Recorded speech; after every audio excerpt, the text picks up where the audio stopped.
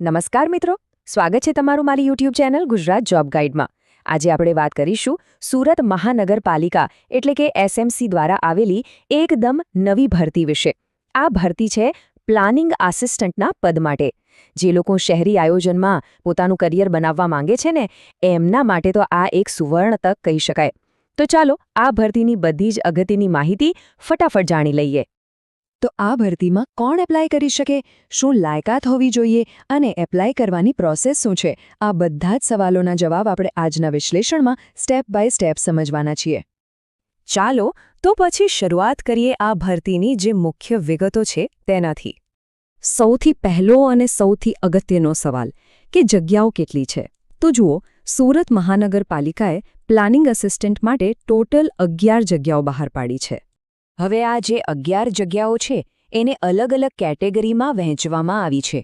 જેમ કે general category એટલે કે બિન અનામત માટે છે 5 જગ્યાઓ, ઈડબ્લ્યુએસ માટે 2 જગ્યાઓ છે, પછી એસઈબીસી માટે 3 જગ્યાઓ અને અનુસૂચિત જનજાતિ એટલે કે એસટી માટે 1 જગ્યા રાખવામાં આવી છે। આમ ટોટલ થઈને 11 જગ્યાઓ છે। અને હા, એક બીજી ખૂબ જ મહત્વની વાત, આ જે ટોટલ 11 જગ્યાઓ છે ને, એમાંથી 3 જગ્યાઓ દિવ્યાંગ ઉમેદવારો માટે રિઝર્વ રાખવામાં આવી છે। આ ખરેખર એક સારો નિર્ણય છે। ઓકે, તો જગ્યાઓ વિશે તો આપણને ખ્યાલ આવી ગયો, પણ હવે સવાલ એ છે કે આ પદ માટે અપ્લાય કોણ કરી શકે, મતલબ કે એલિજિબિલિટી શું છે। ચાલો એના પર એક નજર નાખીએ। આ પદ માટેની શૈક્ષણિક લાયકાત એકદમ સ્પષ્ટ છે। તમારી પાસે સિવિલ એન્જિનિયરિંગ અથવા તો આર્કિટેક્ચરમાં માસ્ટર્સ કે બેચલર્સ ડિગ્રી હોવી જોઈએ। એની સાથે ટાઉન પ્લાનિંગમાં પોસ્ટ ગ્રેજ્યુએટ ડિગ્રી કે ડિપ્લોમા પણ જરૂરી છે। આ સિવાય કમ્પ્યુટરનું બેઝિક નોલેજ અને ગુજરાતી કે હિન્દી ભાષાનું સારું જ્ઞાન હોવું પણ ફરજિયાત છે। હવે વાત કરીએ ઉંમરની। તો અરજી કરવાની જે છેલ્લી તારીખ છે એ દિવસે તમારી ઉંમર 35 વર્ષથી વધારે ન હોવી જોઈએ। હા, પણ જે લોકો અનામત કેટેગરીમાં આવે છે એમને સરકારી નિયમો પ્રમાણે ઉંમરમાં છૂટછાટ મળશે। અને હવે આવે છે એ વાત જેની બધા રાહ જોતા હોય છે, સેલેરી। તો આ પદ માટે પે મેટ્રિક્સ લેવલ 7 મુજબ ₹35,400 થી લઈને 1,12,400 સુધીનું જોરદાર પગાર ધોરણ નક્કી કરવામાં આવ્યું છે। તો જો તમે લાયકાત ધરાવો છો અને આ પગાર પણ આકર્ષક લાગે છે, તો હવે પ્રશ્ન એ થાય કે અરજી કરવાની કઈ રીતે। ચાલો આખી પ્રોસેસ સમજી લઈએ। જુઓ, એપ્લાય કરવાની આખી પ્રોસેસ ઓનલાઈન જ છે। સૌથી પહેલાં તો તમારે એસએમસીની ઓફિશિયલ વેબસાઇટ પર જઈને રજિસ્ટ્રેશન કરવાનું છે। પછી ફોર્મમાં તમારી બધી ડિટેલ્સ ભરવાની છે, તમારો ફોટો અને સહી અપલોડ કરવાના, બધું બરાબર છે કે નહીં એકવાર ચેક કરી લેવાનું અને છેલ્લે ઓનલાઈન ફી ભરીને એપ્લિકેશન સબમિટ કરી દેવાની। બસ આ 5 સિમ્પલ સ્ટેપ્સ છે।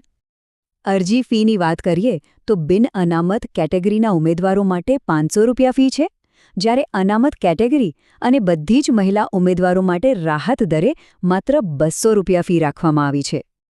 ચાલો હવે આપણે આ ભરતીની સૌથી અગત્યની બાબત એટલે કે તારીખો અને અમુક જરૂરી સૂચનો પર ધ્યાન આપીએ। અહીંયા ખાસ ધ્યાન રાખજો, એપ્લિકેશન ફક્ત 1 એપ્રિલ 2024થી શરૂ થશે અને 15 એપ્રિલ 2024 સુધી જ ચાલશે। સમય બહુ ઓછો છે, એટલે છેલ્લી ઘડીની રાહ જોયા વગર ફોર્મ ભરી દેજો। આટલી બધી માહિતી પછી એવી કઈ એક વસ્તુ છે જે કોઈપણ સંજોગોમાં ભૂલવી ન જોઈએ? જી હા, એ છે અરજી કરવાની છેલ્લી તારીખ 15 એપ્રિલ 2024। આ તારીખને તમારા કેલેન્ડરમાં અત્યારે જ માર્ક કરી લો। અને છેલ્લે કેટલીક જરૂરી વાતો યાદ રાખી લેજો। અરજી ફક્ત અને ફક્ત ઓનલાઈન જ થશે। તમારો ફોન નંબર અને ઈમેલ ચાલુ રાખજો, કારણ કે બધી જ અપડેટ્સ એના પર જ આવશે।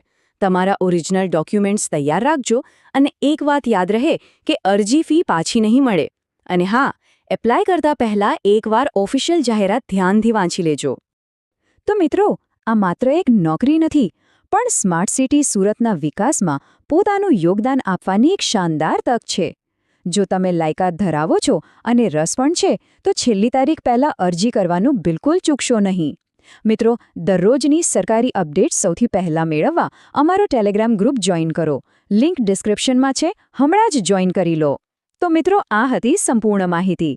જો તમને આ માહિતી ઉપયોગી લાગી હોય તો વિડીયોને લાઇક કરો, મિત્રો સાથે શેર કરો અને ચેનલને સબસ્ક્રાઇબ કરવાનું ભૂલશો નહીં। મળીએ ફરી એક નવી સરકારી ભરતી સાથે। જય હિન્દ, જય ગુજરાત.